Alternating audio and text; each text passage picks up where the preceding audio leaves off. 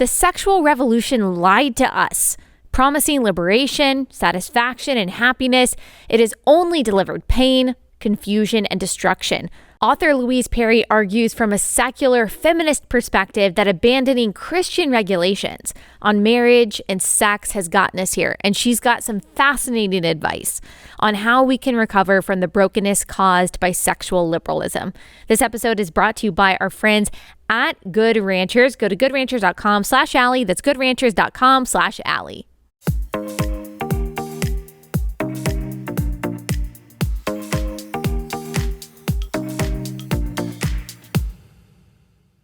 Louise, thank you so much for joining us. Before we get started, can you tell us who you are and what you do? I'm Louise Perry. I'm a journalist and author based in London, UK. And you wrote a book, The Case Against the Sexual Revolution, A New Guide to Sex in the 21st Century. Before we get into the content of the book, can you first just set us up? Why did you write it? I mean, it's kind of a decade's work, even though I wrote it pretty quickly. I wrote it basically between learning I was pregnant with my son and him being 6 months old, which wasn't very clever. Anyone listening who's considering writing a book at the same time as having a baby, I would advise against it. But yes. This was, my first job out of university was working in a rape crisis centre. And I've since worked as a campaigner on sexual violence and the law, and a lot of my journalism has been focused around this topic in all sorts of different ways. So it was something I've been thinking about for a really long time, and having a lot of conversations with young women, all of whom are saying the same things. You know, there is something deeply, deeply wrong with our sexual culture, and the standard narratives available to us, the progressive narrative about the sexual revolution, which says that this was all for women's sake, you know, that it was all about maximizing our freedom and that we should be grateful for it. I think actually, if you look at how young women are actually experiencing the post-sexual revolution era, I just don't think it stacks up at all. So this book is an interrogation of that narrative. Tell us what the sexual revolution is. How would you define it? So I think it's sort of two things.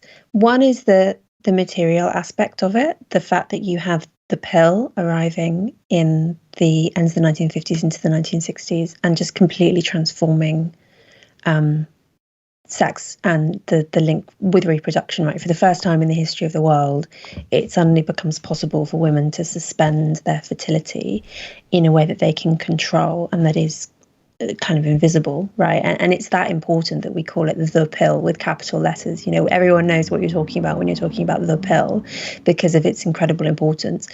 It's not the only material change that brings us here, but I think it is the most significant one, and it's where I date the beginning of the sexual revolution. But then there's also all of the ideological stuff that comes along with that as well, because this is coming out of the 1960s and the sort of, ferment of the post-Second World War era. And you've got this really strong push to sort of tear down everything that's come before and to question everything that's come before. And there's this real kind of anti-establishment urge, which also applies to sexuality. And, you know, what we've basically been left with post-sexual revolution is that all of the old sexual norms are now suspect, particularly anything associated with religion. I mean, this really should be understood. The whole of the post-60s era really needs to be understood as a reaction against Christianity, right? It's a kind of a second Reformation in that sense. And what's the only principle that's left standing is the principle of consent. Right. As long as everyone is capable of consenting and they enthusiastically consent that everything's fine, everything is on the table, you know. Yeah. And my argument is that actually the consent framework doesn't work. It is completely pitiful, right, as a means of actually trying to regulate relationships between men and women, which are far more complex and difficult and high stakes than the consent framework permits. Yes, we've talked about that before. When consent is your only determinant of what is virtuous and what is not, then as you said, a lot of things that are actually immoral and exploitative are on the table. Consent is a part of determining what is good and what is not, what is acceptable and what is not, but it's really the bare minimum. It is not the only standard. And that's how you kind of get these maxims of the sexual revolution, or what I would call maxims of the sexual revolution, which is sex work is work, or there's such a thing as ethical pornography, or who cares if these women are singing about these things, doing these things. If they're objectifying themselves, it's okay because they are consenting to that objectification. Tell us a little bit more about the consequences of this consent as the only standard of decency culture that the sexual revolution has created. The term that I use in the book is sexual disenchantment. The idea that sex used to have some sort of special status, some actual like sacred status, right? In not just in Christianity, in all religious traditions have some kind of sacredness surrounding sex and rules about when you can do it and with who and so forth. But what sexual disenchantment as an idea does is it says that actually no, sex needn't be any more significant than any other kind of social interaction. It can be completely morally neutral. If people want to invest meaning in it, they can, but they don't have to. It can just be like shaking hands or whatever other kind of neutral thing you want to imagine, which means, of course, that you can buy it, you can sell it, you can objectify yourself as much as you like. That's fine. The problem with sexual disenchantment, I mean, there are two problems with it. One is that if you really are serious about saying that sex is no different from other kinds of social interaction, then you can't continue to have special status for rape, for instance. Exactly. Right, or for sexual harassment, or for any of these things, which we know viscerally feel deeply different from, say, theft. And the law recognises that, and all of our social institutions recognise that. But if you really want to say that sex actually doesn't have any special status, then how can you possibly argue that rape should have a special status? And this is, I think, the problem with sexual disenchantment, that if you follow it through to its logical conclusions, it actually has horrible, horrible outcomes, which is why basically no one does. Like, no one actually lives as if sexual disenchantment was true. People might say that they do, and they might rhetorically kind of appeal to it. So you get phrases like, as you say, sex work is work, which is designed to kind of challenge us to say, but what is different about sex? You know, when it comes down to it, isn't it just like working in McDonald's? Isn't it just like selling any other kind of labour? And the problem you get down to in those arguments is that the differentness of sex, the specialness of sex, is quite hard to articulate. It's not something that can easily be packaged up in a sort of rational argument, because it's not really to do with rationality. It's to do with emotion, feeling, and the kind of gut level response that we have as human beings to sexual interaction. And I think particularly for women, I mean, one of the ways that men and women differ on average in terms of sexuality, there are all sorts of them, but one which is interesting and important is that women have a much lower sexual disgust threshold than men, which is one of those things that you can measure quite objectively by things like sweating and heart rate and things like that. Well, like when we feel disgusted, we have all these involuntary physical responses which you can test for.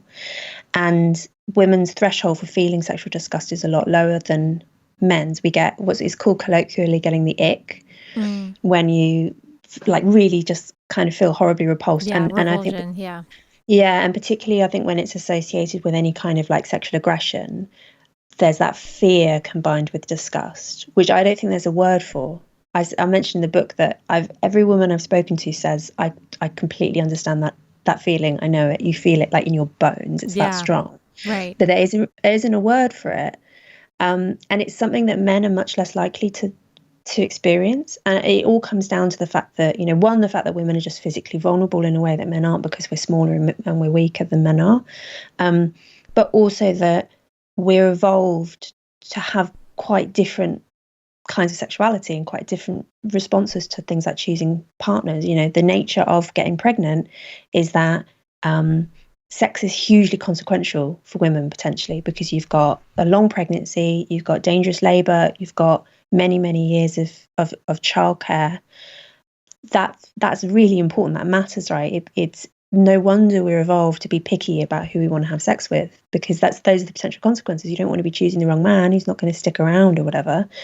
Whereas in theory, men can reproduce every time they have sex with basically no like physical risk to themselves. Right. Which doesn't mean that men like are always focused on just having as many partners as possible. Not at all. Like, male sexuality is very flexible.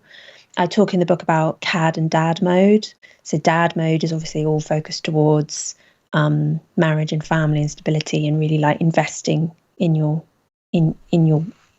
genetic line, right? Whereas CAD mode is all about sowing your wild oats. If that's a phrase that's used in America. Yes, yes. Yeah. We don't say CAD as much, but I think that we know what you mean. Sowing your wild oats, definitely familiar. Yeah. And men can, some men are more drawn to one sort of mode than the other, but most men are capable of both. And it depends on context, and it depends on incentives and what kind of social structures are in place to motivate men to behave in one or other ways. And I think what's happened post-sexual revolution, that we've got rid of so many of the structures that used to exist to regulate sexual relationships, which were oppressive, right, in a sense. This is often the argument, the feminist argument that's made against marriage, is that marriage oppresses women. To which I say, yeah, it does, but it oppresses men as well. And it also protects the interests of women, and it also protects the interests of men. The whole point of marriage is that it is a restriction. You stand up in front of everyone and you promise to be with this person forever, and to be faithful to them, and to support them financially, emotionally, socially, everything. And you sign a piece of paper to that effect, which places restrictions on your behavior, on both of you. That's the point. But it also means that it provides a stable basis to form your life together and to have children together. And if you're tearing down those kind of institutions that are in place to encourage men into dad mode, essentially, we shouldn't be surprised to discover that actually, like, male sexual misbehavior is so much easier and so much less punished now. Yeah. Without those structures in place, because as you're saying, consent just isn't enough. There is so much terrible behavior which jumps over that very, very low bar, the consent bar.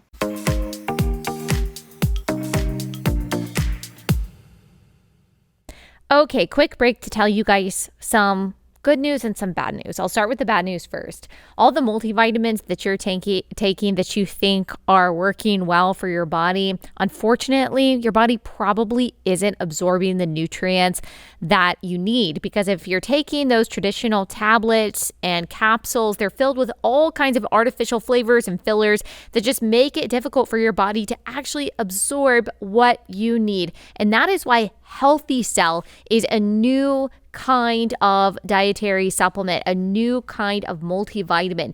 They use a technology that is a ingestible gel, so that has 165% more absorption than pills. They have all different kinds of multivitamins. If you're looking for some prenatal support, or if you're looking for a multivitamin that can help you sleep better at night, they've got you covered. It tastes great, all natural ingredients.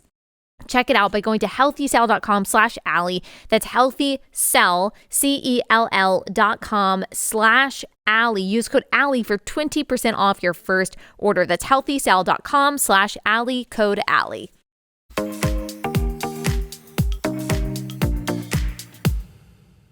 Gosh, I have so much to say and so many thoughts based on what you just said. Starting at the end, talking about marriage being oppressive. What you mean when you say marriage is oppressive is kind of what you explained, that it's oppressive in the sense that it is restrictive.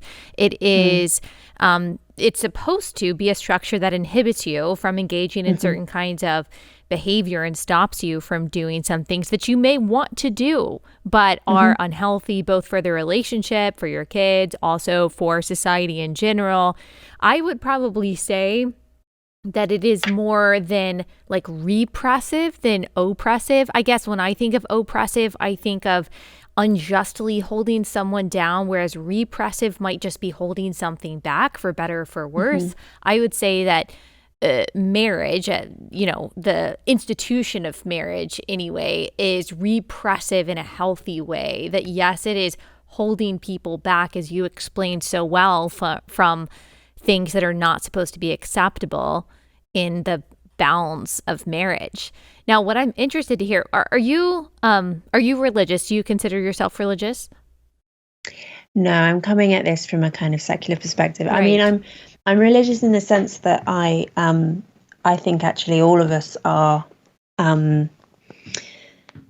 I think that Christian morality is actually deeply, deeply baked in to Western societies, right? Like 2,000 years of Christian tradition didn't end suddenly in the 1960s. So I think that a lot of what I'm writing about in the book, and I think one of the reasons that the book has appealed to a Christian audience as well as a secular audience, are Christian virtues which are universally recognized, even if they're not acknowledged as being Christian, if that makes sense. So things like defense of the weak, humility, these are not actually universal virtues, right? And they certainly weren't considered so in the first century Roman world, right? These are Christian virtues which I think still resonate. Yes. Which is a complicated way of saying sort of.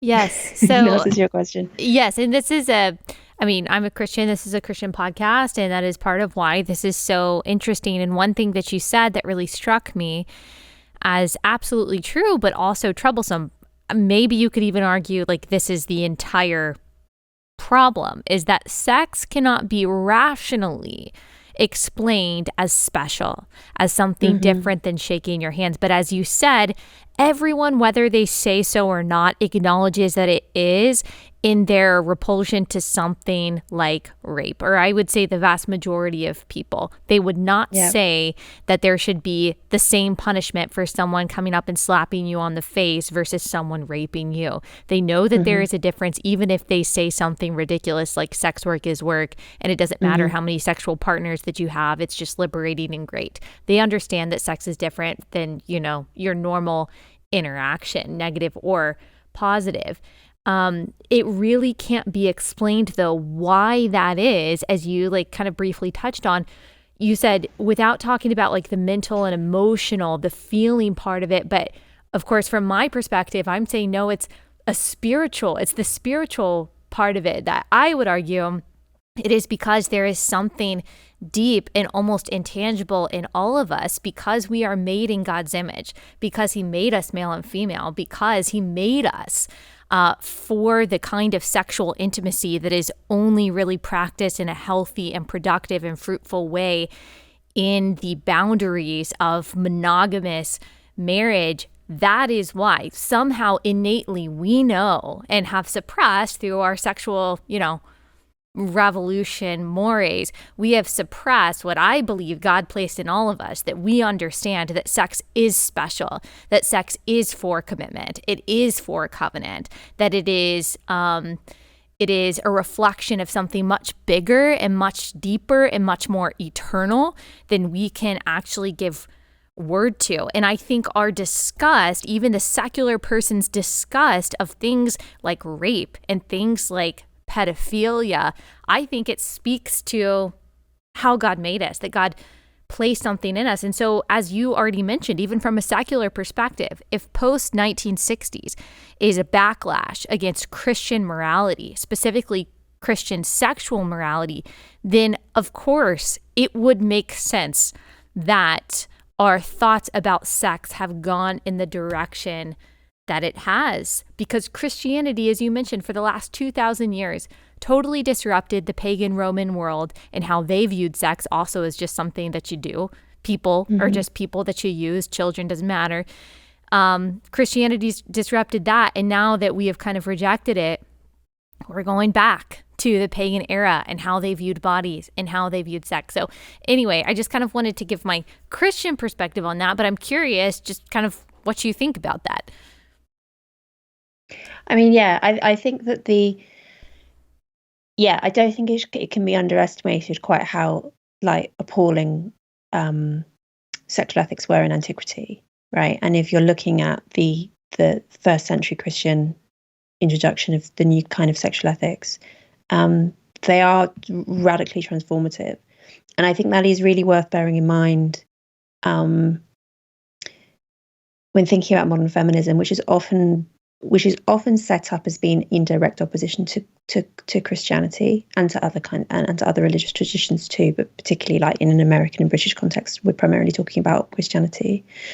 And I think that's a mistake, because there are a lot of different strains of feminism, and clearly there are all sorts of internal discussions within feminism which are worth having. But when it comes down to it, a lot of basic feminist ideals, which I think basically everyone can agree with, regardless of whether or not they call themselves feminists. The idea that women's interests ought to be protected, that women's emotional lives matter, that women's distress matters, all this kind of stuff, which is not taken as read in, say, the Roman world, right?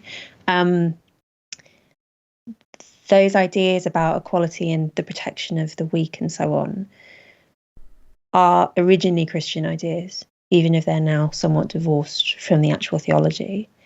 And I think it is an error to see feminism and Christianity as necessarily in opposition, even if there might be points of debate, as there always have been, across the last 2,000 years. There have always been internal disputes and so forth. I think it is a terrible error of some feminists, to think that tearing down the old sexual morality would necessarily lead to women's lives improving in any way, because actually there are a lot of alternative systems of sexual ethics to the Christian ones, and a lot of them are a hell of a lot worse than what prevailed until recently in our society. One of the arguments I make in favour of marriage, writing for a secular audience who are not necessarily going to be persuaded by the religious arguments, right? But I say, look, if we look at this rationally and we look at the data, there's a lot of data on this. Polygamous systems are much worse for women and children than our monogamous systems of marriage, right? Polygamous systems are, in some sense, our kind of natural state. Most societies on the anthropological record have been polygynous, so permitting men to take multiple wives. Our closest primate ancestors are also polygynous. This seems to be, to some extent, our default that we drift towards. And actually, you'll see on things like dating apps, which offers like a wealth of data on this, you will see that left to our own devices, without that kind of monogamous restriction coming externally, people do tend to drift back towards a kind of polygynous system where you have the high status men accumulating lots of wives, girlfriends, and low status men having none at all. The problem with that kind of society is it tends to produce a lot more domestic violence, because households with lots of co-wives tend to produce a lot of conflict, a lot more child abuse, more crime, because you have this mass of unmarried men who are frustrated and don't have any reason really to tame themselves, because that's very often what marriage and having children does to men. Literally, we can measure it. It reduces testosterone in men when they have a child at home and they're involved in that child's care. Their testosterone levels drop in a good way, yeah. And that it's a softening of kind of male aggression, particularly youthful male aggression. Whereas in a monogamous system, crime rates drop, domestic violence rates drop, child abuse drops. It's in some sense not a natural system, because it's not the one that we kind of tend to do towards by default. And it is the group of people that it places real restrictions on are the high status men, right, who want to take on multiple wives if they have the opportunity to. It's why anthropologists call this the puzzle of monogamous marriage, why monogamous marriage would have ever become as successful as it has, and as widespread as it is nowadays. And the answer is that yes, it restricts the high status men who are in general setting the terms, but it has so many other benefits for a society that it tends to produce stable societies which survive and expand. So I think that you can end up, through the more kind of rational, data-driven arguments, at some of the same conclusions that have been reached by old religious traditions, with the exception, as you say, I think of the argument against sexual disenchantment, which really does come down to emotion. But then, we are human animals, right? In the sense that we are driven by our emotions. And I think to say that we should be I think that a lot of the reason that young women are experiencing a lot of distress in a culture of casual sex and porn and all the stuff that I'm describing is because what they're being asked to do is basically suppress their instincts, their instincts towards wanting to have emotional attachment in sexual relationships, towards feeling anxious about being with men that they don't know, all of the kind of red flags which instinctively crop up, that feeling of disgust and fear. These are very, very deeply ingrained instincts in us, and they're there for a reason. That they are self-protective. And one of the things that I reject about sex positive feminism is, even though in theory it's supposed to be all about kind of promoting people's sexual well-being and so on, what I think it does in practice is it actually encourages women in particular to ignore their instincts and to try and retrain themselves to be more like men, to have sex like men, to see this as a liberatory goal, rather than saying, no, female sexuality is actually fine as it is, right? It's actually good to want to combine love with sex. It's good to want to commit to one person and so on. These are not bad instincts that women should be trained out of. One of the phrases that I hate so much that is has become popular this century, and you see it in the media and so on, is catching feelings. The idea that if you're having a sexual relationship with someone and you start feeling emotional attachment, this is some sort of disease that you've caught that you need to be avoiding. And you get these horrific guides in women's mags and so on, advising. It's presented in a gender neutral way, but we all know what's really going on, right? They're advising young women who find themselves in a culture of casual sex, don't like it, are feeling unhappy, but also feel as though this is compulsory. They have to go through this. It will advising them things like, don't make eye contact with your sexual partner, take drugs before you have sex to soften your emotional responses, all this kind of, encouraging these women to emotionally mutilate themselves. And the question is, for what purpose, right? To serve the male libido, basically, I think is what it comes down to. I don't think this is serving women's interests in the least.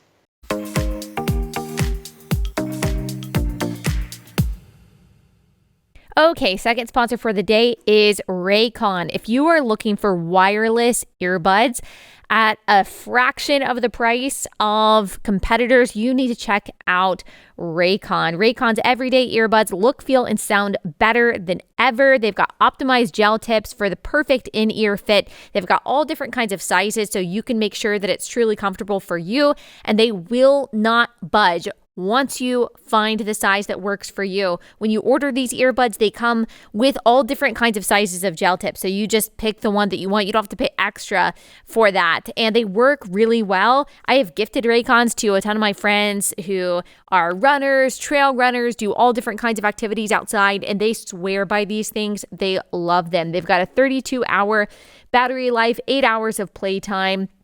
And like I said, they are about half the price of other premium audio brands. So go to Buy Raycon, that's BUY, Raycon.com/Allie for 15% off your Raycon order. That's buyraycon.com/Allie for 15% off. Buyraycon.com/Allie.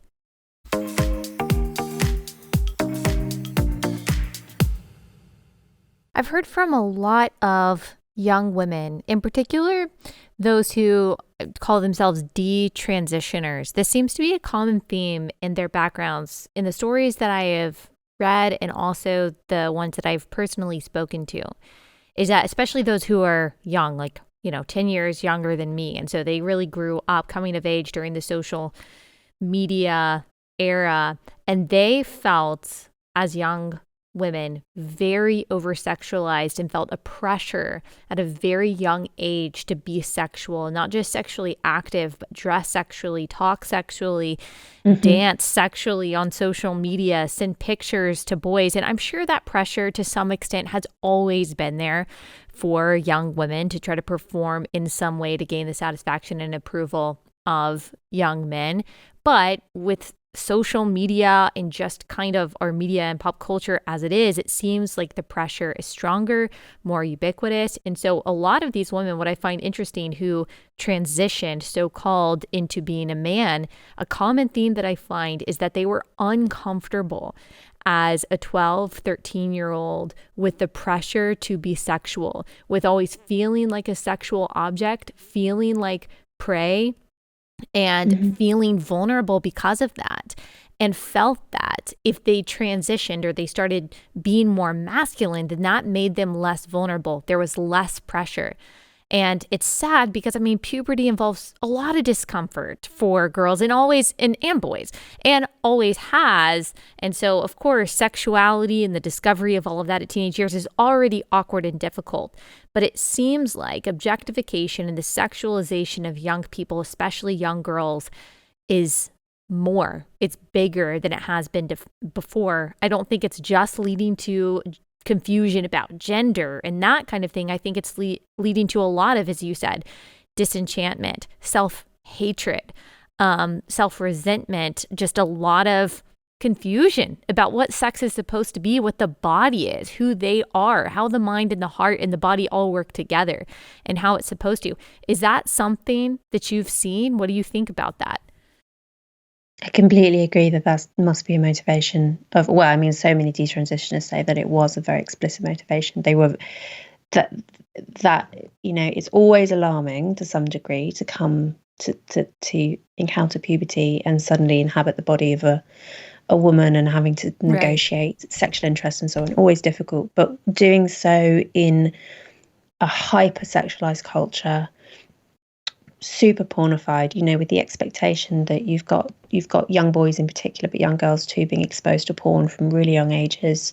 We're giving children smartphones into which, you know, these multi-billion-dollar global corporations are beaming the most extraordinarily violent, aggressive, horrible sexual images, right, which they're going to be exposed to from a really young age. I mean, one of the things I write about in one chapter on BDSM is the extent to which just the sexual script has become so much more aggressive, right? Just things like one survey in the UK, which found that half of young women in the UK aged 18 to 24 had been choked by a partner during sex. This was not considered to be a normal part of sex, even 10 years ago, 20 years ago.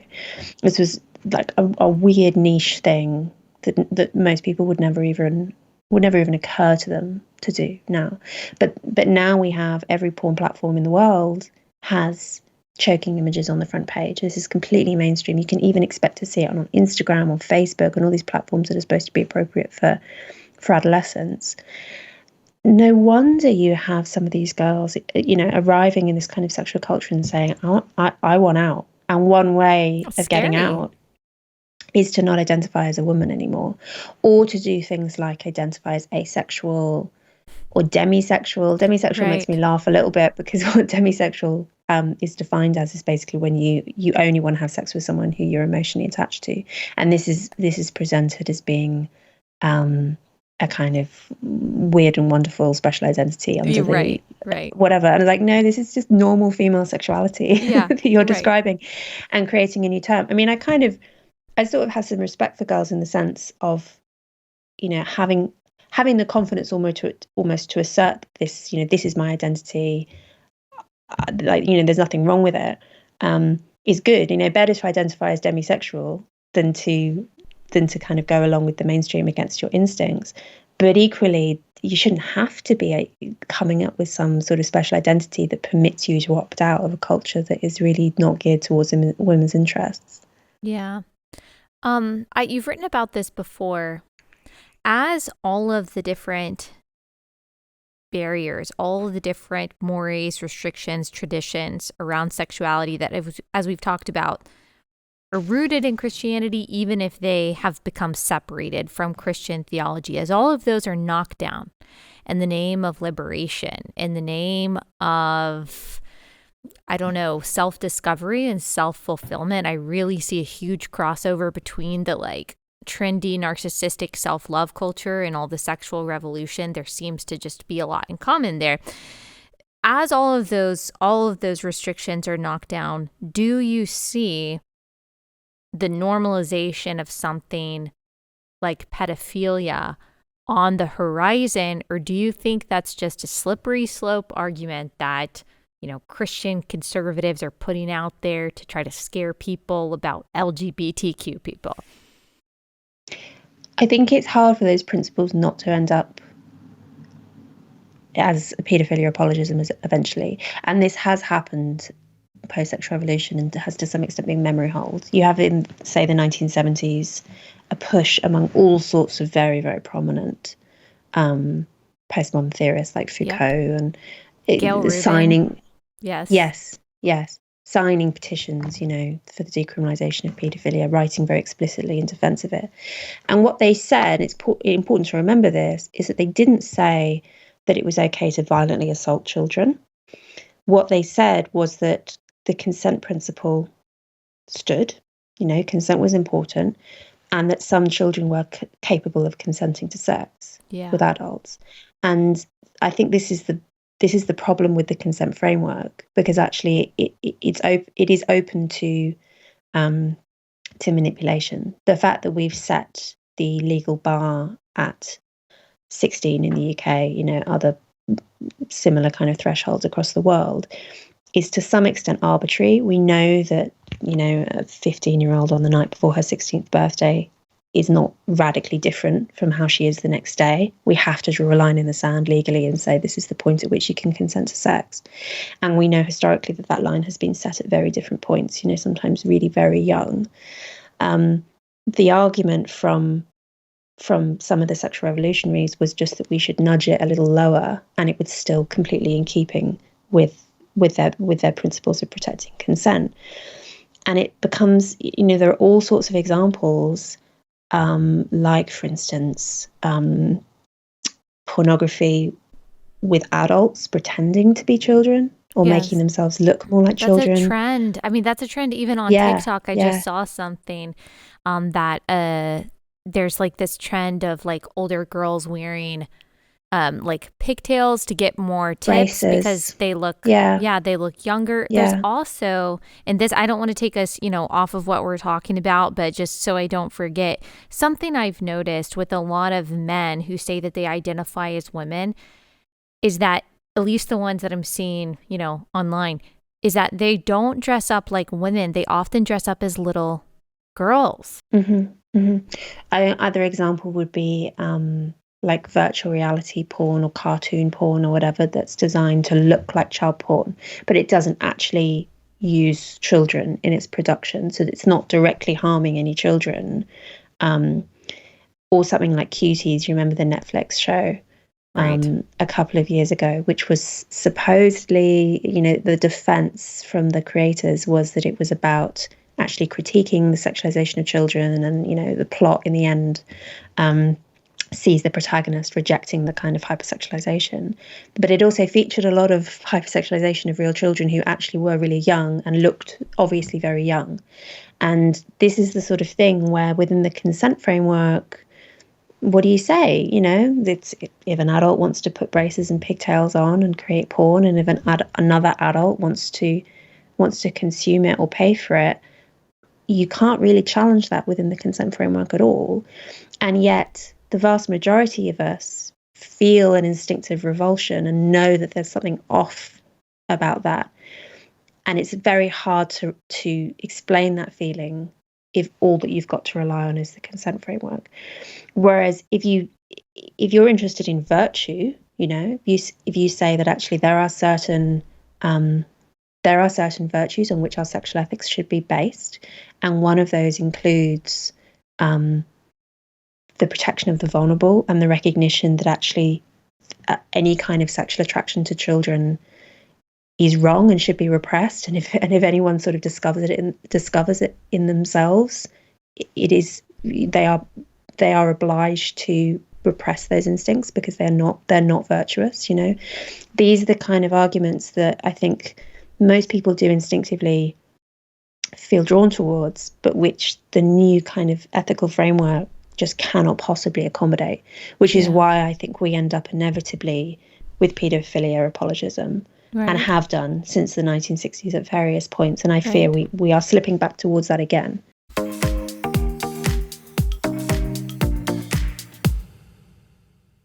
All right, it's that time again. I got to tell you about Good Ranchers. If you have been listening to me talk about Good Ranchers for the past, year and a half, and you have not ordered your meat from them yet, what are you doing? Why do you want to go to the grocery store and spend 20 minutes trying to pick out the right cut of steak, the right quality of meat, trying to make sure that it's organic or craft beef or where it's from? You don't have to worry about that if you order your meat from Good Ranchers.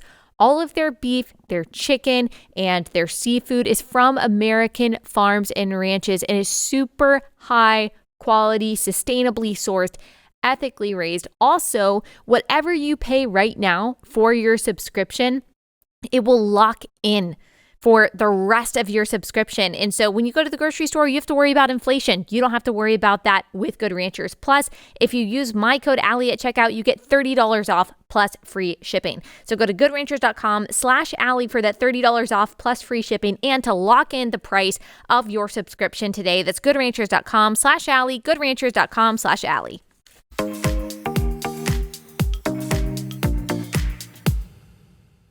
I agree with you that it is the natural consequence of, again, kind of a backlash to Christianity. Of course, from my vantage point, I'm like, all of this is a rejection of what was kind of the dominant philosophy, which was Christian theology. There's a fascinating book about the invention of children and how Christianity really invented children as a protected category, which again, as we've already kind of mentioned, in the pagan world in which Christianity was birthed, there was no idea of children being a protected class. They not only could be used for all kinds of labor, but also for sexual exploitation. Really, the person who stood in the center of society was the adult free male. Everyone else kind of was free for subjugation.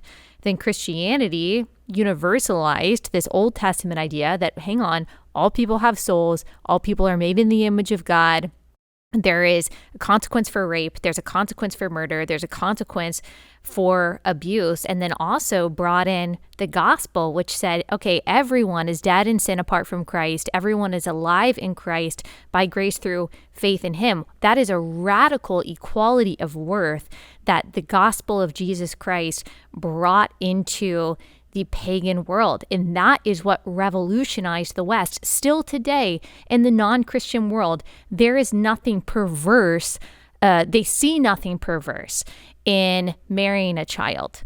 Still today, probably in a large portion of the world, in the non-Christian world, it has never been seen as any kind of paraphilia, any kind of predation. It is because of Christianity and the spread of Christian virtues that we have a rightful revulsion to pedophilia. That's not a universal value today.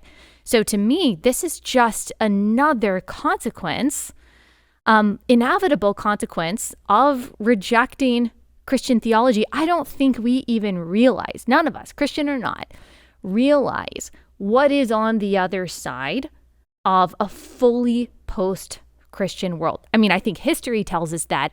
I don't think, though, we in the West who take for granted all of those traditions and all of those moral principles, I don't think that we can even begin to recognize what that's going to look like.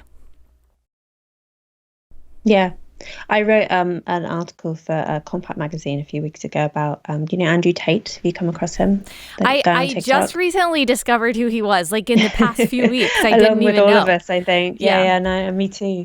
But he is apparently a phenomenon. Anyone who's not familiar, he's a British American kickboxer who has become a bit of a TikTok star, and he is. I think he is a really good reminder of the fact that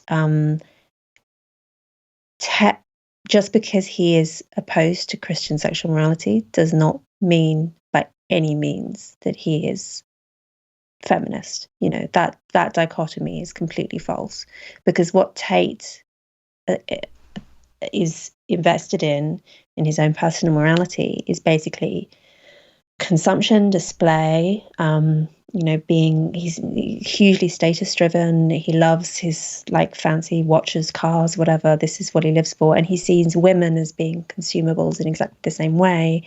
And he has said that he wants to have multiple partners, children, but by as many women as he possibly can. He's completely unconcerned with the idea of monogamous marriage. And of course, he can now do that. I mean, we don't actually legally permit polygamy, but in practice, you can live in a polygamous way with absolutely no restriction in a legal sense, and very little social censure either. So he's able to basically live the life of a kind of high-class Roman male who, and in the Roman world, absolutely no one would have judged him for it at all. Harvey Weinstein is completely unremarkable in a world that doesn't recognize the violation of the bodies of women and children, particularly low-class women and children, matters. Yeah, but I think the point is that they're not. It is possible to critique them within a sexual morality which says that actually the sexual exploitation of the weak is wrong, and that high status men should not automatically assume that they have sexual access to their social inferiors, right? That is a radical thing to say, and it remains a radical thing to say. And I think that actually, in many ways, feminists and Christians are on the same page about that, even if we don't always recognize that fact. Well, there's certainly a lot of things, and I've realized since the revolution has come for the dichotomy of male and female and has decided to try to kind of obliterate that, which you talk about in your book. But I realized, there's a lot that I end up linking, I link arms with a lot of feminists on what I would say, because I understand certainly from a secular perspective why you look at history and you look at the plight of women and you say feminism is necessary and has accomplished good things. Again, from my vantage point, kind of what I would say is, just as Christianity revolutionized the idea and the perspective of children, so it also revolutionized the perspective on women, not just through the gospel and that kind of radical equality that it brings as sinners and saints, but also, if you look at a passage like Ephesians 5, which a lot of people who identify as Christian feminists today hate because it says, wives, submit to your husbands as to the Lord. And of course, we're oh my goodness, submission. But I think the radical part of that, or what would have been considered a radical part of that, which was not normal for the culture at the time, is when Paul says, husbands, love your wives as Christ loved the church. And basically he goes on to say, just as Christ sacrificed himself for you, so sacrifice yourself for your wife. Talks about monogamy, the importance of being a husband of just one wife, of not provoking your children to anger, but caring for them. That all, not the submission to your husband part. That probably wouldn't have been radical at the time. The radical part was, husbands, you're not free to do whatever you want to do. You're not free to sow your wild oats. You are to be monogamous. You are to care and compassion for your wife and for your children. Again, and I think that perspective on women as people to be cared for, people whose interests actually matter, who have a soul, who aren't just bodies, who aren't just bearing children, although that of course is so important. Again, a Christian idea and ideal that over time really changed how society saw women. I see feminism, in my opinion, as getting more wrong than right, and actually helping create someone like Andrew Tate, because feminism told women that, hey, just get on birth control and do whatever you want with your body. And that is liberation, and that is good, and that is virtuous, and that is great. All you need is sexual satisfaction, just like a man can get. I mean, people like Andrew Tate are loving that side of feminism. So, to me, that kind of created the issue. I think that the error that liberal feminism made, bearing in mind that there have always been different strains, right? But liberal feminism is by far, I'd say, the most dominant now. It's kind of the girl boss feminism, the whatever. This is what we see in Cosmo and whatever. The error that liberal feminism makes is that it assumes that freedom is the most important goal, that it is the preeminent virtue, and that all other virtues need to fall by the wayside. And so, of course, you say, well, men have always had the freedom to behave like libertines. Why shouldn't women have that freedom too? Why shouldn't women have the freedom to participate in public life in the same way that men do? All of this, and it's true up to a point, but the problem is that the kind of radical freedom project doesn't work when we come up against the brick wall of biological difference and the fact that there is sexual asymmetry that is never going to go away.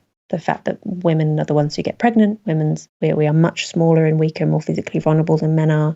We have all these psychological differences, like the fact that male and female sexuality is, on average, quite distinct. That's not going anywhere. And I think that what we've seen, and that, the negative consequences of the sexual revolution that have played out now, we've done the experiment. What happens if you tear it all down and try and start from scratch again? Well, we've seen it. What happens is that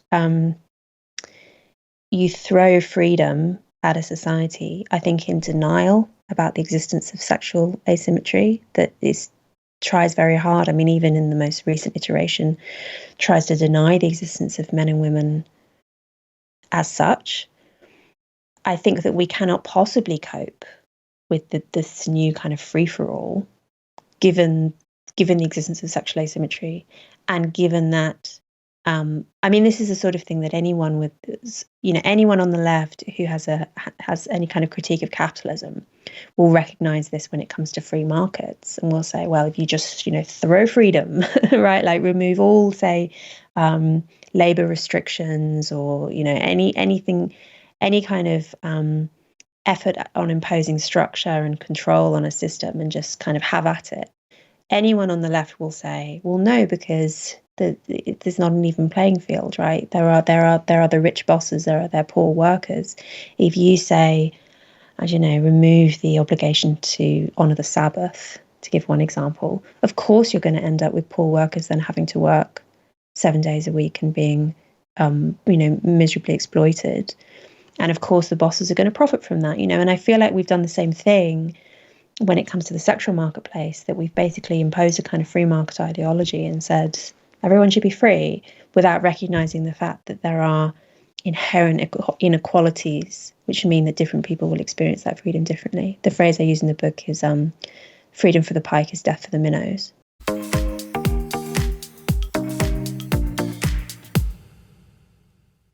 All right, one of my all-time favorite companies, because I love their products so much, and that is Adele Natural Cosmetics. I am wearing their moisturizer, I'm wearing their foundation and their cream blush and their lipstick right now. I just love this company, and I love the family that runs the company.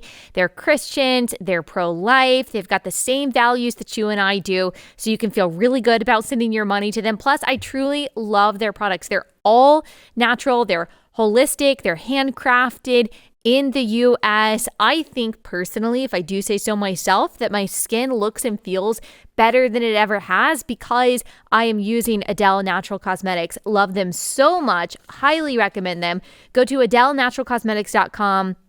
Enter promo code Allie for 25% off your first order. That's AdeleNaturalCosmetics.com. Enter promo code Allie for 25% off your first order. AdeleNaturalCosmetics.com.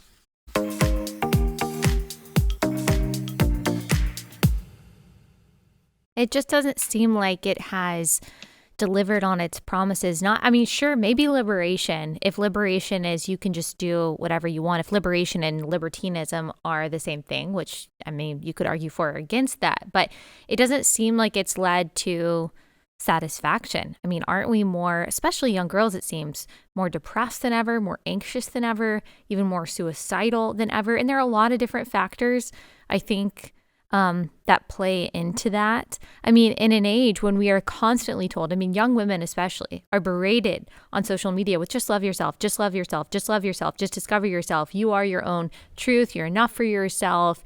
You would think that in an age where that kind of message is primary for women, that we would be happier if that were the solution. If the solution was just do what makes you happy and do what feels good, don't care about, standards or rules or restrictions, just be authentically you 24/7, no matter what that means, no matter how much that might hurt you and hurt other people. If that were the way to go, it seems like we would be a lot happier right now.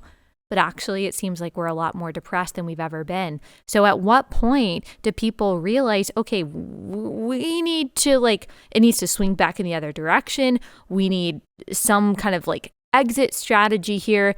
This ain't working. We need to turn around a little bit. Do you see that happening, or do you think we're just headed towards rock bottom? I think it is starting to happen. I mean, I think it's a bit of a complicated picture because you've got, among Gen Z, for instance, you've got a combination of some members of Gen Z who are really into the sex positive stuff. And then you've also got some who are, I think, reacting against it. And there is a bit of a sexual counter-revolution brewing. It's not always happening in the way that you might want or the way you might expect. So, for instance, there are a lot of young men who are reacting against porn and who are swearing off using porn at all. They generally are not doing so out of any kind of ethical motivation at all, in terms of concerned about the women who are involved in its production or whatever. They're normally doing it because they recognize the fact that porn is really destructive for the consumer, and it tends to have really negative impact on your mind, your sexuality. Problems like erectile dysfunction are very, very common for men who are using porn frequently. So normally it's coming out of a more sort of self-interested instinct. Yeah. But it's happening. But it's all connected, anyway. Though. I mean, it's all connected. When something is bad for society, it tends to be bad for the individual and vice versa. And so to me, it just is another piece of evidence, as you kind of have argued, even from a secular perspective, that the mind and the heart and the soul and the body are connected. It causes sexual dysfunction, not just because it's bad for you physically, but also because it's bad for your mind. It's bad for women. It's bad for society and families and children in general. So yeah, I mean, it might be self-interested, but as you said, the consequences are good of that kind of self-control. Yeah. And young women, many of them are coming to the same kind of conclusions as well. You go on TikTok, Twitter, wherever, it's really easy to come across young women who are saying exactly these things, that the sexual revolution was a con, basically. I mean, some of them are reacting, as we discussed earlier, by doing things like identifying as trans or as non-binary or demisexuals or whatever it might be. So they're trying to kind of react against it within the liberal framework. Yeah. Others are just forswearing sexual relationships at all. Like femcells as the counterpart to incels is a growing online phenomenon. Women who are basically swearing to celibacy because they don't want to participate in this culture. But then, I mean, the point that I make in the book is that actually there is also a lot to be learned from my last chapter is called Listen to Your Mother, where I argue that actually some of the old sexual norms were there for a reason. And actually there is a lot that we can learn from them in a critical way. Things like marriage, things like recognizing that actually men and women have got to get along, right? If we're going to have a future, and that, we very often do. Men and women have loving, most people, their most important loving relationship in their lives is a member of the opposite sex. Most straight people, we are perfectly capable of having these loving relationships. The problem is that we don't have the cultural structure in place that encourages their creation and their perseverance. But we could, these things this option does remain available still. We can still choose to be countercultural and to adopt some of the old ideas, which actually had a lot of wisdom to them. So that's the advice I end up giving readers by the end of the book. Wow. Well, this was fascinating, and I've loved following you, and I just appreciate your perspective, even though we're coming from different places. That's kind of what I appreciate about it, is because you're not coming from necessarily my same theological point, which is what makes it so interesting. So thank you so much for writing this book, for taking the time to come on. I hope that everyone goes out and buys it. Where can people buy it? How can they support you, follow you? So it was literally published in the US yesterday. Oh, really? Oh, this is perfect timing. I don't think I even realized that. Okay, awesome. It's been out in the UK for a few months, and it's made quite a big splash in the UK. Good. But yeah, so it's now available in the US in all good bookshops, I hope and assume. Yes. And otherwise, I'm on Twitter at Louise_M_Perry. Awesome. Well, so people can follow me there. Thank you so much, Louise. I really appreciate you taking the time to come on. I know people are going to love this. And again, just encourage people to go out and get your book. So thank you so much. Thank you so much. Take care.